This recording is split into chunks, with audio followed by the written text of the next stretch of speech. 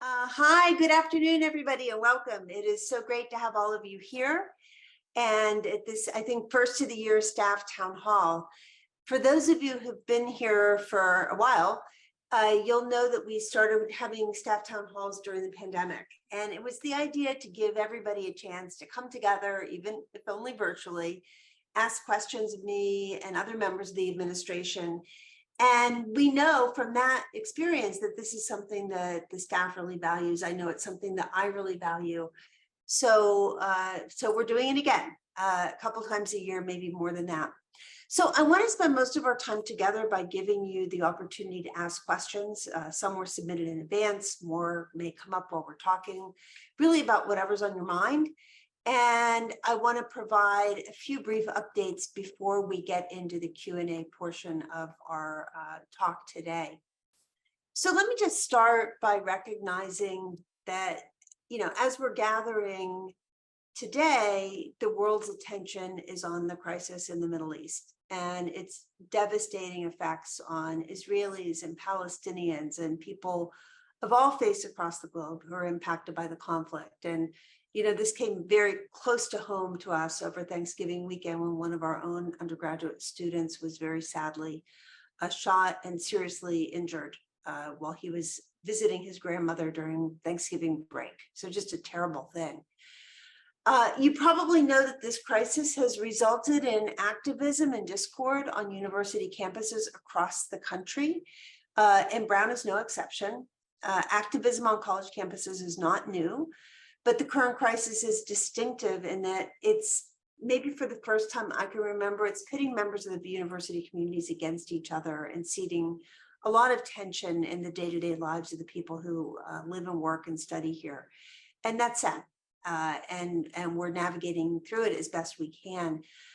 I think the secret to thinking through and working through the kind of issues that we're facing is to go back to our mission and make sure that our actions as a community are grounded in our mission of advancing knowledge and advancing understanding within a caring and inclusive community. And so as we work through the challenges, I've been focused really on four things, just four priorities. One, keeping the campus safe. So violence, threats of violence, they've increased nationally. Again, horrible experience during Thanksgiving, including on college campuses though as well. And so we're taking extensive steps to protect our campus. We're consulting regularly with local, state, and federal law enforcement. We've done some beefed up security in a number of different ways. We can talk more about that if we want. And love your ideas if there's more that we can do. We really do just pledge that we want to do everything we can to support members of our community who experience threats, perceived threats to their safety. The second thing we can do is provide care and empathy to affected members of our community. So, we have Brown students and faculty and staff who have been directly affected by the crisis. They have family in the region. They're fearful for their lives and their welfare. They have friends, and they really deserve our care. So, in recent weeks, students and employees have received communications with information about support resources. Happy to talk more about that when we get to the Q&A section. It's really, really important. The third area of focus for me is to take the strongest possible stance against bias, harassment, and discrimination, including anti-Semitism, anti-Muslim and Arab racism, Islamophobia, anti-Israeli sentiment. Reports and investigations of bias, harassment, and discrimination, and reports come in, and we want them to. If people experience things, they need to, bring them forward. What we do with them is often not visible to the campus because of confidentiality reasons, but I want to assure everybody that allegations that come forward are treated really seriously. And again, I just want to strongly encourage all members of our community who experience bias, harassment, or discrimination to come forward, make a report, please. It's important for the safety and well-being of our entire community. The fourth point that I'm really focused on is supporting our commitment to academic freedom, freedom of expression within an open and respectful learning environment. We're a university, that's why we're here. And Brown is a very strong statement on academic freedom. It served us well for over 50 years. And, there are guardrails on time, place, and manner that ensure that protests and other types of speech don't infringe on the academic freedom of others or interfere with the normal functions of the university, including teaching and research. And of course, speech that crosses the line into harassment based on nationality and race and ethnicity and other characteristics is entirely unacceptable. So again, it's advancing our mission while at the same time making sure that we're a learning environment in which everybody can thrive. So I'm happy to answer questions on any of these priorities or other things to do with the current situations in the Q&A. Now, just a few other points before we open it up, and I do want to introduce our new provost first, and he'll say a few words. But I want you to remember that at the beginning of the year, I sent a letter in, I think it was August, early September, and it laid out goals and priorities for the year. And I do this because we're all working together as a community to implement these goals. This is faculty, staff, students, everybody. And there are a couple points that I just want to draw your attention to, things that we're continue to be very focused on as we go through this year. One is elevating Brown's standing as a leading research university. The research and education that happens at Brown, it's important. It matters to the world. It's designed to make the world a better place. So, whether it's developing treatments for Alzheimer's disease or tackling economic inequality or addressing health disparities or engaging in really important discussions of ethics in a very complicated technological world, we're fulfilling our mission of serving the community, the nation, and the world by advancing knowledge and understanding. And, we have impact. We want to have more impact. And this means educating more students. It means doing more great research. And this is something that the provost and the senior deans and many faculty, but also many, many staff members who are involved in research and education are playing a leading role in. We couldn't do it without you. The last thing I would note is the goal of amplifying Brown's commitment to diversity. So, we remember back May, it seems like a long time ago, but the Supreme Court ruled on race-conscious admissions. And that's raised serious concerns about how universities continue to build communities with the diversity that are needed to sustain our missions. And what I've been saying to people, and we talked about this at a really amazing Black alumni reunion that we had in October, which is the Supreme Court's decision is narrow. It focuses solely on the consideration of race and ethnicity as a criteria in admissions decisions. And it removed one, but really only one strategy for increasing the faculty, increasing and maintaining the diversity of our student body. So, we're committed. We're going to cast the widest possible net when encouraging students from all backgrounds to apply to Brown. And we will encourage outstanding, diverse students to continue to accept offers of admission. And we'll continue to really proudly highlight our commitment to academic excellence, open inquiry, and the equitable and inclusive treatment of all members of the Brown community, all of our students, faculty, and staff. And that's what makes this a great place for a diverse community to live and work. So before I introduce briefly our provost, I won't read his whole bio. We could spend a lot of time on that. I do want to remind people that we are coming up to winter break. And we'll have an extended winter break again this year. We'll close at the end of the workday on Friday, December 22nd. We will reopen on Monday, January 8th. Now, there are some staff who work in operations that are going to have to continue during this time. And we're making sure that there are options available for alternative arrangements for the people who need to be in. So I really hope that this break is a break, that everybody can take time off and enjoy the opportunity to be together with people they love so that we can return refreshed for a great spring semester. So one of the big things, big changes since the summer is we are joined by a new provost, Frank Doyle. Provost Doyle comes to us from Harvard University, where he was the dean of the School of Engineering. And he's been at a number of other universities in different parts of the country. So just an amazing breadth of experience. He is trained as does research and teaching in biomedical engineering, and just has a really interesting career. I've been so happy to see how quickly he has gained the trust and respect of people at Brown. And I know you'll all enjoy interacting with him in this year and in years to come. So with that, before we open it up to questions, Frank, would you like to say a few words? Absolutely. Let's see, there we go. Great. Well, as Chris pointed out, I moved here from just up the road in Cambridge. And it's hard to believe, but 5 months have flown by. Feels like I started yesterday. There I was the Dean of Engineering, as Chris noted. And, early on in my tenure, you all would have gotten a memo from me where I articulated 3 goals as part of building our community was really the focus. And that was investing, not just resources, but time and energy, empowering the community, and indeed connecting the community. So those were sort of my broad overarching goals. I come in with a remit of sorts from my predecessor and from the wonderful team here at Brown on 2 other trajectories. One is managing and promoting the growth of our research enterprise, which is so multifaceted and spanning across the campus. And the other is to enrich our master's and other professional degree credentials. And doing both of these things, all the while, as Chris had highlighted, while sustaining and continuing to improve the diversity and culture of inclusion on the campus. And why do we do this? We do this so everyone can do their best possible work.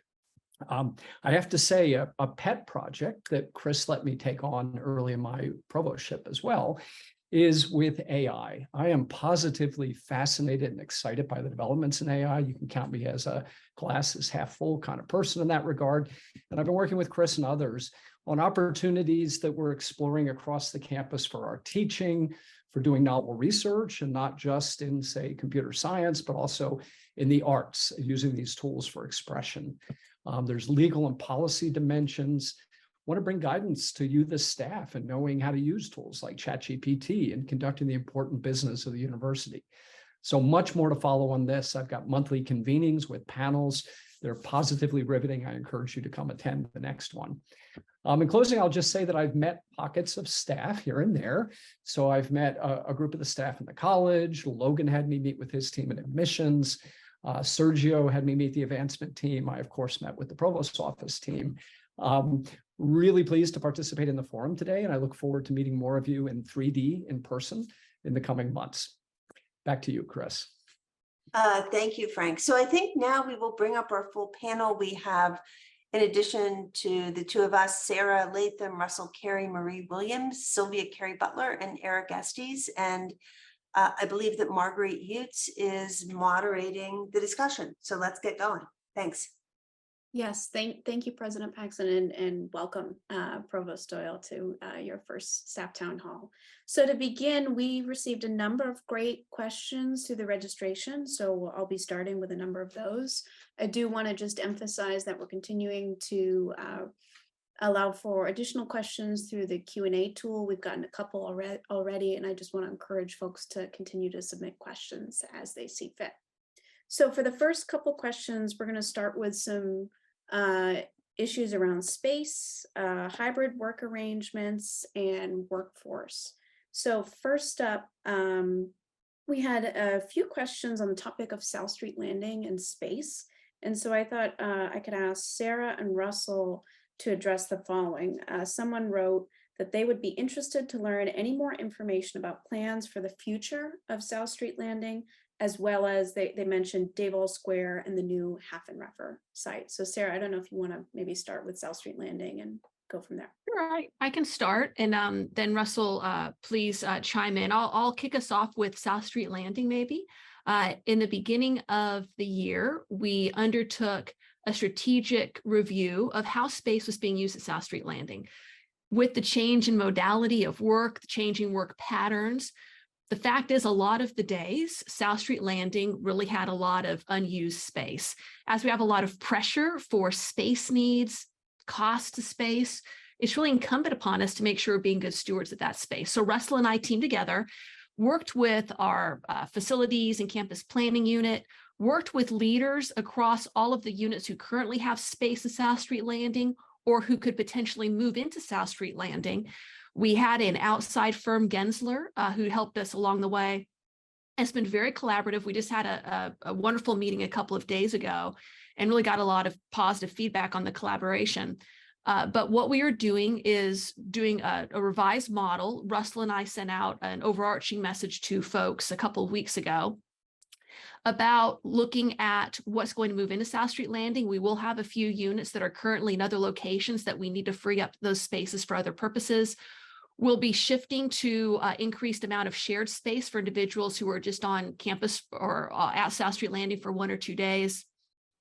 The unit heads of those involved will be giving additional unit-specific information in the next couple of weeks. We'll have change champions and ambassadors in each unit to help facilitate the support, have questions. I already know that OIT, for example, has geared up a listening session on the topic. So again, the key goals we really looked to foster was better utilization of the space, really being good space stewards, recognizing that we need to have the individual needs of units supported and different work patterns supported, and recognizing that this is also going to be a bit of a learning experience, just like when we first moved to South Street Landing. And so as we see issues arise or we need to adapt, we will do that. The moves will be phased in. And again, very specific information is being released to units in the next couple of weeks. Russell, I don't know anything else that I missed on that part.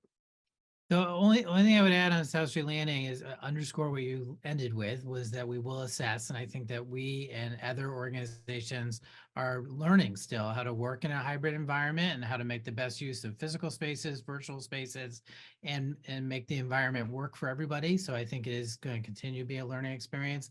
And the earliest moves, I'm pretty sure, are at the beginning of February. So still, I think there's still communication and things that were just being finalized as we sent out our communication a couple weeks ago in terms of the exact schedules, but we know people have lots of detailed questions. We've done lots of moves before, and that information and FAQs, and I think a lot of information to make it as smooth as possible will be coming out over the coming weeks and months, but it's not imminent. It's still several months away before people have to start shifting. And I can go right to Hoffenreffer unless you wanted to add anything else, Sarah. So we announced recently a move that is in the design and planning stage now that will take us a couple of years to finalize, but to relocate the Hoffenreffer Museum of Anthropology research collection, which is a valuable and very important collection that's been stewarded by the university for over 50 years, which has been located in Bristol, Rhode Island for all that time, in which we have had an interest in moving to Providence since the mid-1990s, and really before that, but the first formal plan to relocate it was in 1995 during President Gregorian's administration, and have had several failed efforts since then. But we're really delighted to be on the path to a successful move to renovated space at One Day Vol. And this will do a number of things, but I'd say the most important is to bring the collection closer to the people who are teaching and conducting research and using it in their scholarly work, because its location in Bristol has been really really facilitated the ability of faculty, students, staff to use that collection. So in One Day Vol is a building that we own, that there are certainly things that are in it now, but its higher and best use will be for academic purposes. And so we're looking forward to that renovation. Again, we're in planning stage now, and that's about a 2-year process. I mean, moving a collection of that size and type is not as simple as the other moves we were just talking about at South Street Landing.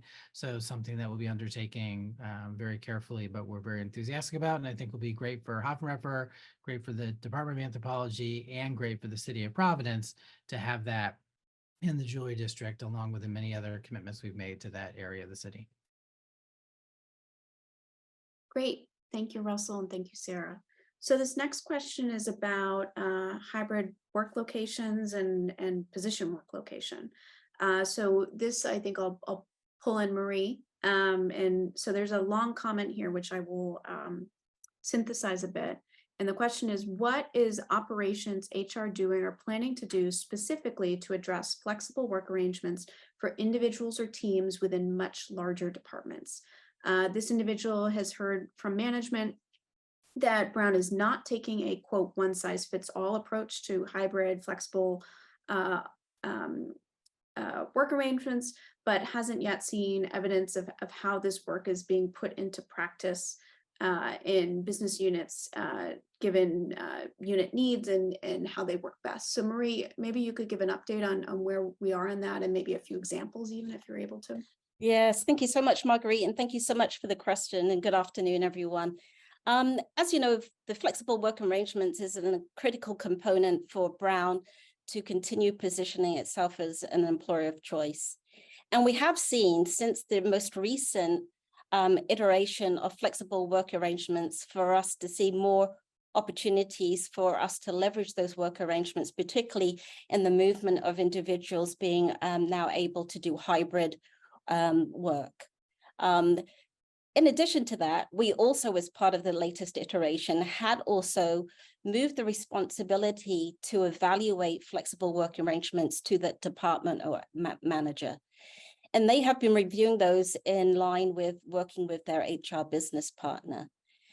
They were right. There is no one size fits all to what is needed in terms of flexible work arrangements, because the university also has to consider the operational needs that are necessary for us to be able to obviously manage the university. I would say for the individual that wrote that question, one of the things they could do, if there are individuals and staff that have concerns about how the flexible work arrangements are being applied, the first step I would say is to speak to their HR business partner. The HR business partner, in my conversations with them, understand the lay of the land for their respective units. So the HR business partner working with the senior leader also has sort of the general overview of how many of their employees are on site, hybrid, and remote, what those PWL designations are, and could also use that data to be able to see if there are some areas that we need to evaluate. So I'd say if there is a real concern, the first step is to go to their HR business partner, and then that's something that we could look at. Again, I want to reiterate, though, there is no one size fits all. Managers do have the discretion to decide what is appropriate for their employees. But if a staff member has a concern, we also can certainly look at that to see how they're being applied in certain units. So that would be the starting point, I would say, Marguerite. One thing you might want to add, Marie, and I don't know if it's helpful, Marguerite, to this particular person submitting the question, but kind of to give them an understanding, again, in terms of the position work locations, we had about 60 or 61% in this latest go around of positions are hybrid eligible, and about 6% are remote eligible, with about 33% being on site. So just kind of give them the breadth for people that might not think there's a lot of hybrid eligible positions, that's actually grown a bit. Yes, thank you, Sarah. We actually, when we sort of embarked initially around about 2022, actually we're in the 50% range when we started with hybrid work. So as you can see, the university has definitely seen a greater movement towards hybrid work at Brown, particularly with this latest iteration. But again, if a staff member has concerns, certainly we think that the avenue of them speaking to their HR business partner is certainly the first step, and we want to certainly help look at their concerns. Great, thank you both.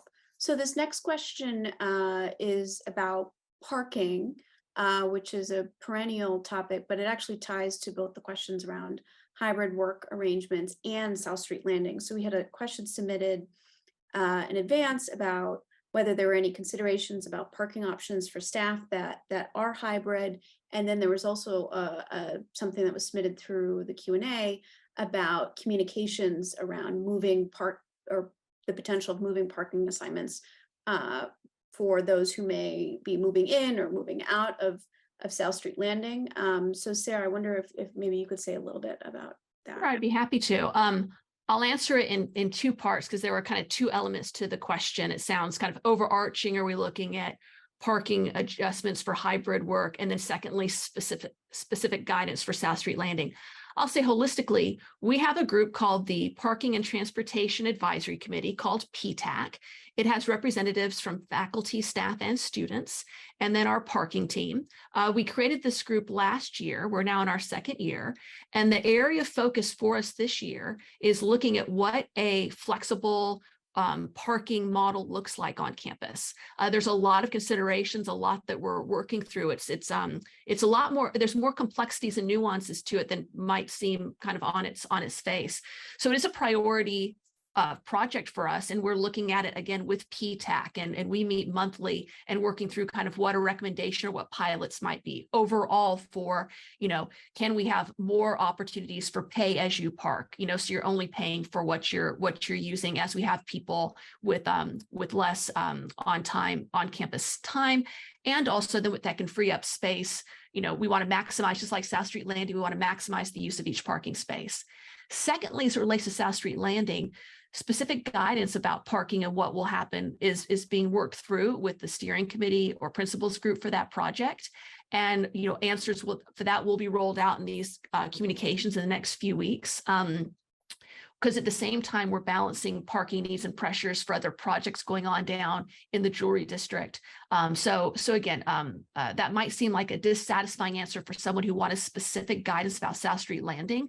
But that is one of the things we just talked about earlier this week about trying to figure out what the specific guidance will be for people. And that will be rolled out in the next couple of few weeks. Thank you, Sarah. So we're going to pivot for a moment to address a question about our student who President Paxson mentioned just a little bit ago, and then we'll come back to some UHR topics. But President Paxson and actually Eric may want to add to this as well. There was a question submitted a little while ago about whether the university is doing anything to support Hisham Al-Ratani and his family, given the tragic events. And I wonder if the two of you could say a little bit about what's been going on. I mean, I can lead off and then certainly turn it to Eric. The answer is yes. And I've just been so proud of how Eric and his team, as well as Mukesh Jain and the med school, have really stepped up to do everything we can to support Hisham and his family so he can get back to Brown and recover. So Eric, you might want to say a little bit more, but he's very much in our thoughts and we're doing what we can. Thank you so much, President Paxson, and I completely agree. I and others with me have traveled to Vermont twice now and have been able to spend time with Hisham and his family. We've also shared our care and concern for the other two students, Tassine and Kanan, who were also injured. It's a small world, actually. Tassine attends my alma mater, and so we're concerned, obviously, about all of the students. President Paxson gestured to this. Our experts at the medical school are working to make sure that his family has access to the best medical clinicians in the country. By phone and email, we've been in constant communication with his family, responding to questions and concerns they have at this early stage. We've made it clear that Brown is here to support them on this difficult journey. They're all part of the Brown family. We've made it clear that our support can and will look like a lot of different things over time. Right now, Hisham is focused on his classes and finishing the semester as best he can, and then what might come next. So we're working with him, obviously, on those sorts of issues. So we've made it clear we're not going anywhere, and we're here for them over the long haul. This is really, really important work, and I just want to assure everyone that there's a large team of people working to support Hisham and his family. Thank you both, and thank you for your support of our student, and for Eric for your team's work on this as well.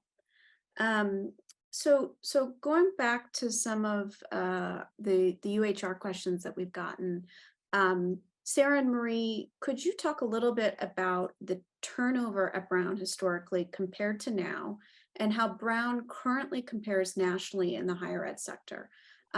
This person who submitted this question in advance also asked, what are some of the things that Brown is working on to help stabilize staff employment at Brown? And then specifically mentioned a need that they see, which is for more robust and sustainable training tools, materials. So that's kind of a sub question, but if you two could sort of talk about staff retention and turnover at a high level, and then maybe get to that. That would be great. Marie, maybe I'll kick us off and then maybe you could drill into some of the great training programs under development as well. It's a great question. It's reflective of trends going on across higher education. Oftentimes, of course, when we're impacted directly or we see turnover in our units or our departments or challenges in that respect, we often focus on, Brown or what is Brown doing. But actually, I know I talk a lot with my peers about this. There's been a lot of articles and research coming out over the last year about not just how the pandemic and changes in work styles, structures, trends has impacted multiple industries, but how it's impacted higher ed specifically. I will say that Brown's turnover rate had increased and had peaked a year ago, but now it's down to about what it was pre-pandemic. So just about hovering about 10%. There's, a lot of different norms or stated kind of best practices in terms of what a turnover rate should be. There's multiple sources. People might, Google their own source, but at least one source, Gallup, suggests that 10% actually turnover rate is a pretty healthy voluntary turnover rate. So I think probably the buildup of turnover the last couple of years or people's lived experiences might be lagging a bit behind what we actually see the data shows currently. I will say, when you look nationally across higher ed, a bulk of people, more than half across higher ed institutions in the country, are saying that they are considering leaving their institution in the upcoming year. A big portion of those are looking to even leave higher education. So we need to be aware that these are not just trends impacting Brown. And actually, when you're looking at some of Brown's statistics, we're faring pretty well.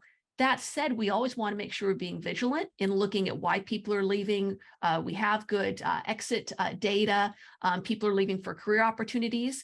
That points to the fact we want to continue to make sure we're having good career pathways here at Brown. People are leaving for family reasons or increased education. People do mention further down the list of leaving for salary reasons, et cetera. But the main reason cited is, again, career advancement opportunities.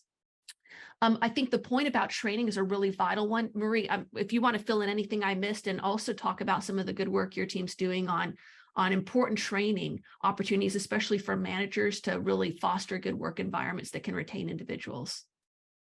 Thank you, Sarah. Yes, so as part of the Future of Work initiative, but also because of what the great things we're doing around training and development, as many of you know, we have great programs that already exist. Leading from Where You Are is a good example of that. But in addition, we also have launched, as part of the Future of Work initiative, we're in the pilot phase, just finished our second pilot, which is Managers Essentials. It's right now a 3-day program in which managers get to work together as a cohort where they are, and it's, I should say, training content delivered by our awesome training and development team. But they get to learn about the foundational elements of being an effective manager at Brown, and also how to lead a team even in a hybrid work environment. So they're touching upon things such as Clifton strengths and communications. We go over a lot of the key HR policies around compensation, what it takes to motivate a team. You name it, they cover it. And so that is just one of the things that we are trying to do. And it's a training program that would be offered to all managers. So if you know of a manager, so if you have managers that report to you, please make sure that they do sign up. More information will be coming available in the new year about how they can sign up. And then we'll also be developing some virtual classes later in the fall. In addition to that, in addition to creating this really transformative program, and you really have to see it, that we're also going to then be developing staff essentials. So it's not just about our managers. As you can think about, we have over 3,000 staff at Brown, some of which does include our managers. And so we recognize it's critical also to provide training for them as well. So we're now getting ready to roll out this really transformative Managers Essentials program, followed on the heels by Staff Essentials. So more information to follow, but this is just a couple of many things that we're doing to help elevate training at Brown. Thank you, Marie. On the topic of training and education, we got a couple of inquiries about the Employee Education Program, also known as EEP. And there was specific interest in whether it would be possible, or perhaps this has actually already happened, to expand the program to include either prep courses for certifications or non-degree certifications.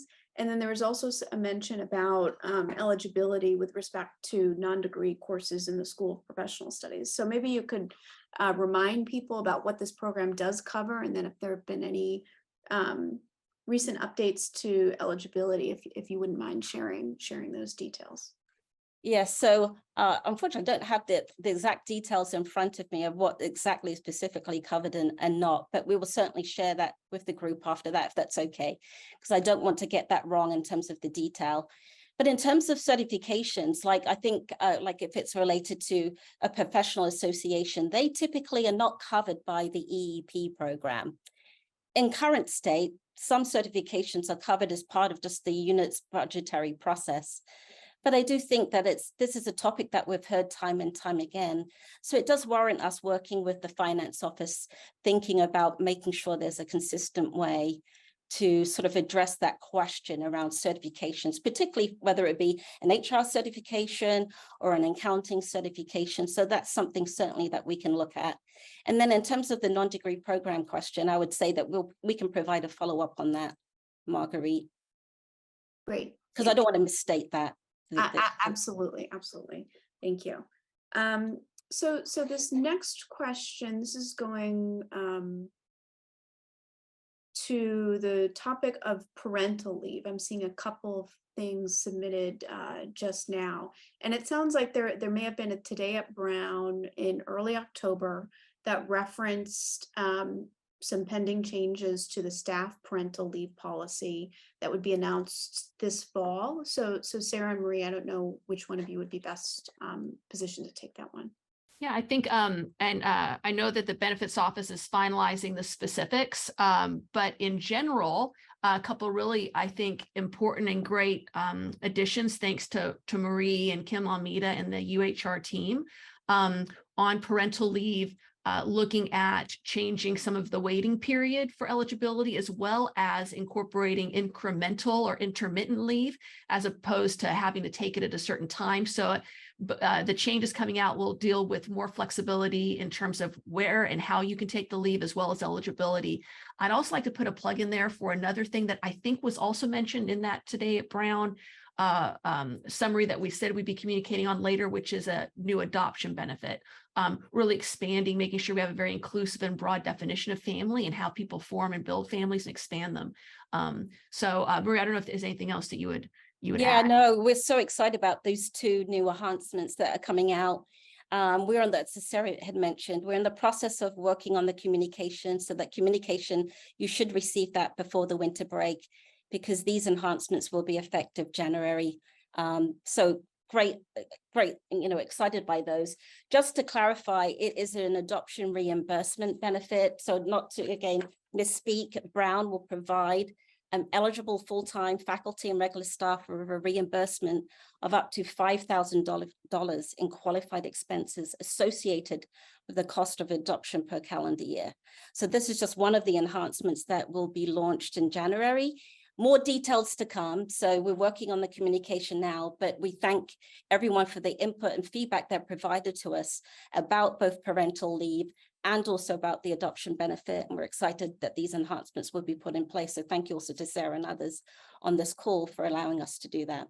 So January, more to come. But January will be the effective date. Perfect. Thank you.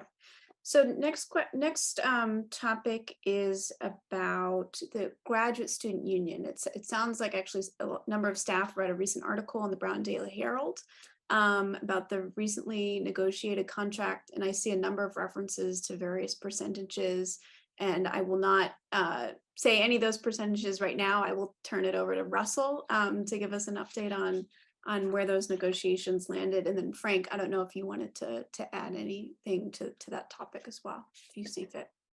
Great, thanks, Marguerite. So I'll start. So one is we are still in negotiation. So the Graduate Labor Organization, which represents doctoral students and some master's students, has had a contract that was in place that we had negotiated in 2019, 2020 that expired in July. And we have been in negotiations for a successor agreement since February, and we're close, but we're not final. So we will communicate about that after we've reached a final agreement and it's been ratified by the union, which is our normal practice with regard to communicating about the details of a contract. So I'm expecting that to be soon, but we're still in the process of finalizing negotiations, but we're in the very last stages.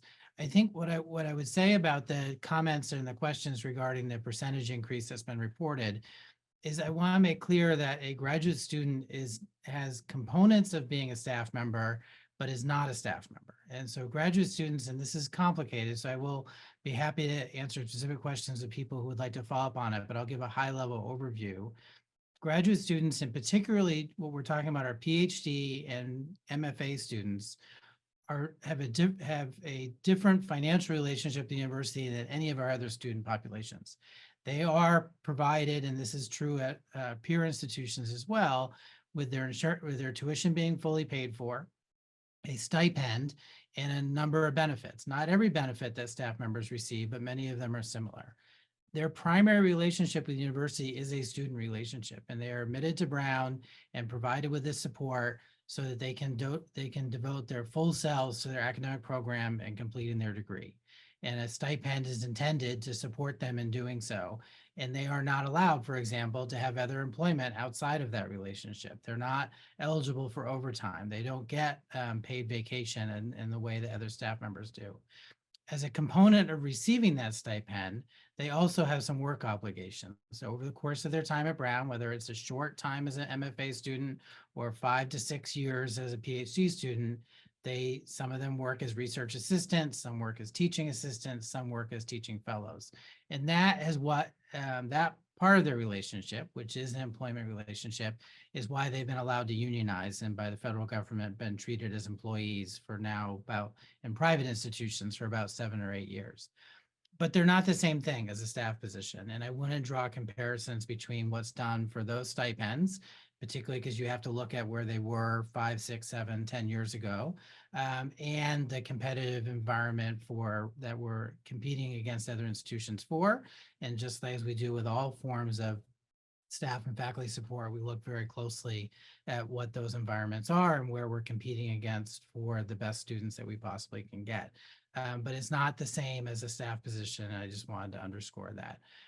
We will, when we finalize the agreement, we will communicate to the campus about that. And I know this is a common question, so I think we'll also try and expand on it further and hopefully can educate people about the positions, because they are, I think, often, particularly by the union, get described as employees, but it's more complicated and deeper than that, and not, in my opinion, not directly comparable to staff and faculty compensation pools. Yeah, and I would say thank you, Russell. First of all, thank you for your heroic work in leading our negotiations and work with the union.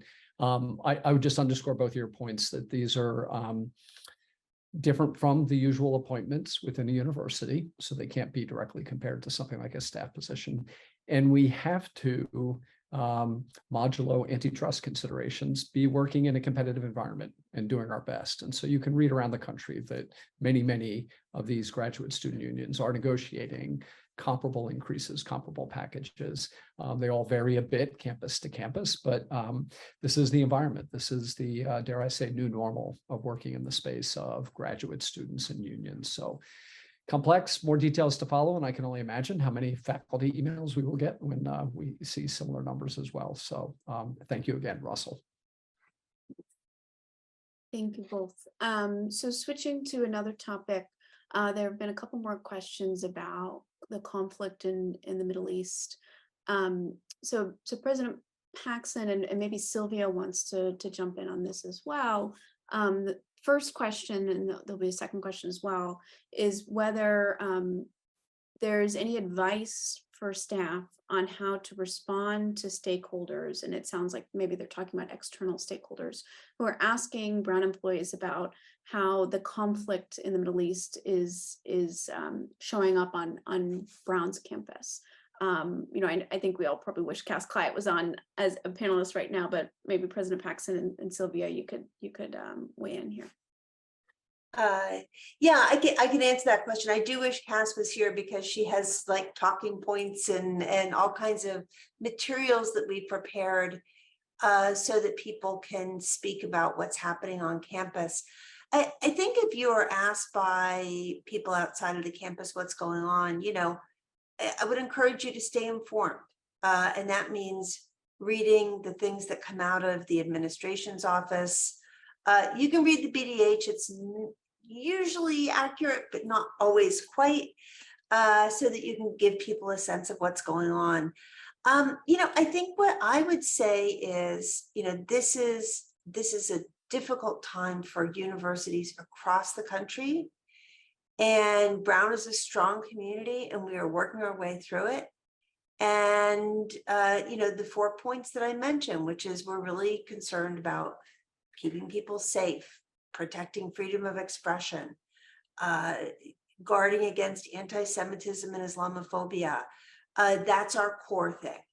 And, what I've been having, not a hard time, but trying to impress on people is that it's not the purpose of a university to take sides in contested geopolitical debates.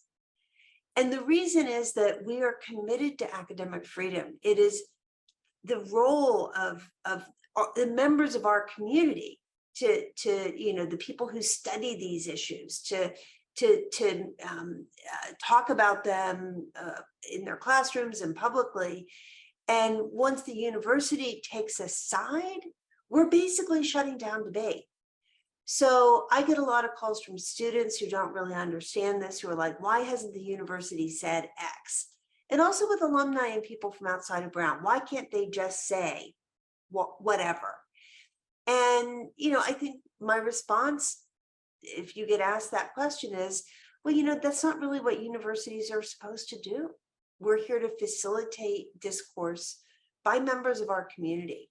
And that's part of being an educational institution. I hope that answers some of your question, but hopefully you conveyed the idea that we're doing well. And I think even though it's rocky, Brown seems like compared to many other universities, we're in a really good place.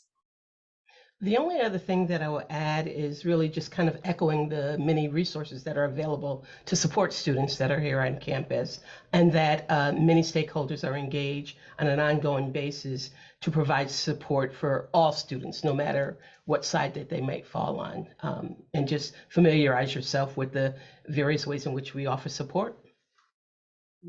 Yes, thank you, Sylvia. So the next question is, President Paxton, could you talk about how the administration is handling the various requests or demands for divestment from a range of constituencies? Yeah, I'd be happy to answer that. And it kind of follows up on what I said in response to your first question. So, one thing that's coming, not from everybody who's concerned about this, but a group of students and a smaller group of faculty, is a request that Brown, quote, divest. The question is divest from what and why? So just a little bit of background. I think it was in 2019-20, a group of students put together a proposal to divest our endowment from companies that do business in the West Bank. Nothing to do with Gaza, nothing to do with military. And they went through the process that any member of the community can go through, which is they developed a proposal.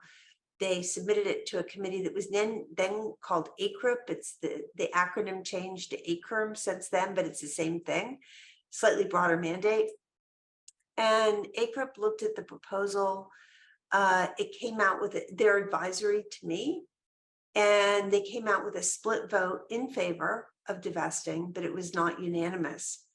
I read the proposal and thought that it didn't, in order to divest, you have to show, one, that there's social harm that companies are doing. And then you have to show that the action would actually make things better, right? Have a positive impact. And also taking into account what impact doing this would have on the university. Like, what would it do to our endowment returns and things like that?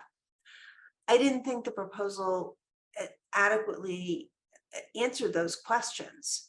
And so I did not move it forward to the corporation for discussion and vote. But at the time, I did say very clearly that I do not believe, and I feel very strongly about this, that our endowment should be an instrument to express social and political views. That's not what the endowment is for. And issues of divestment should really be focused on, ethical issues, not social and political issues. And that is important. And I don't think that was addressed either. So I don't know. I hope that answers your question.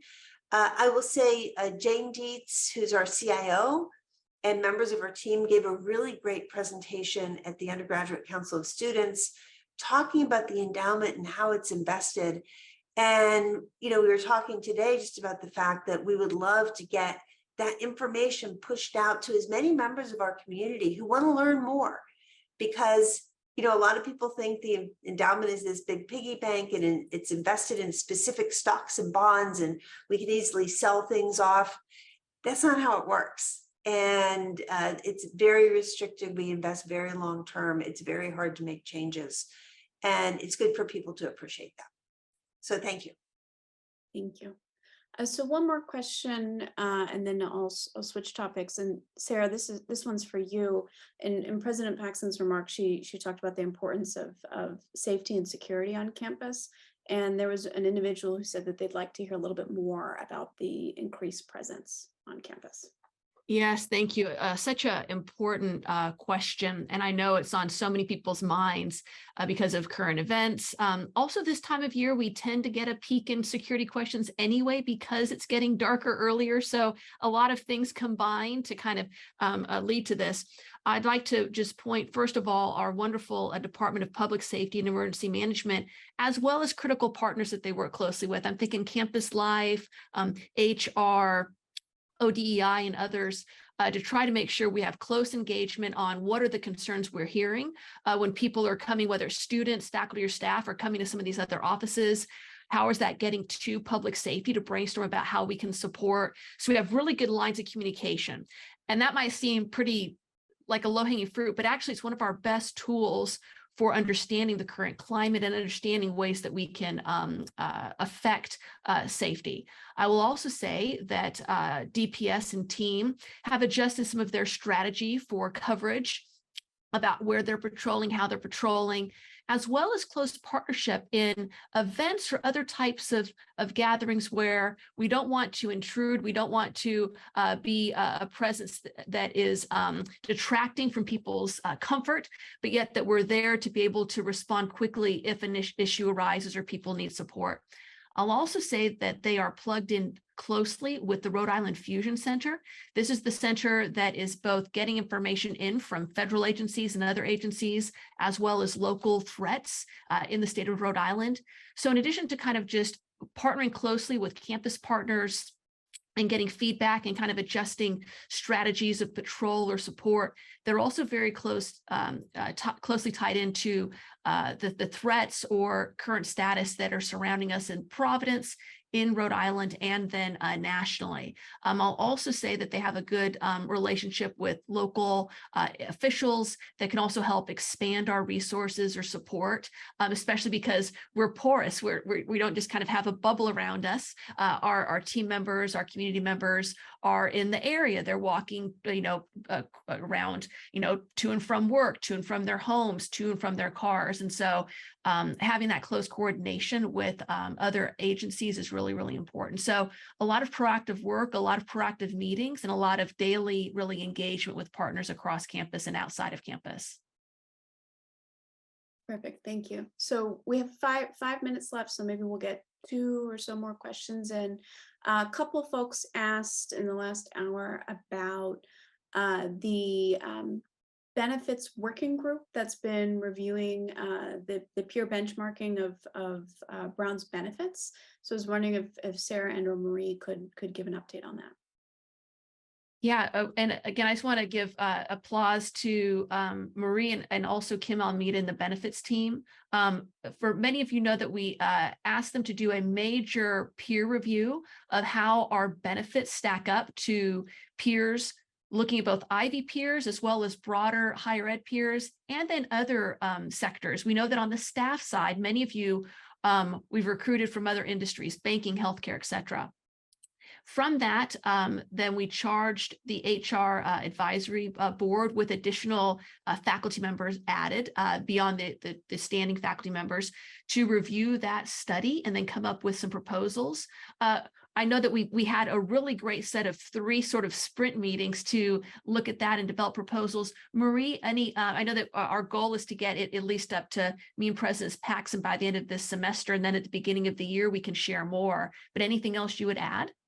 No, I'd honestly say, one, I'd like to say thank you to any of the members who may be on the call today, and also our faculty members who took part in this really robust discussion, Sarah, and also for your help and leadership with this initiative. We had some really good conversations, and it was really great to even have our faculty partners providing important insights.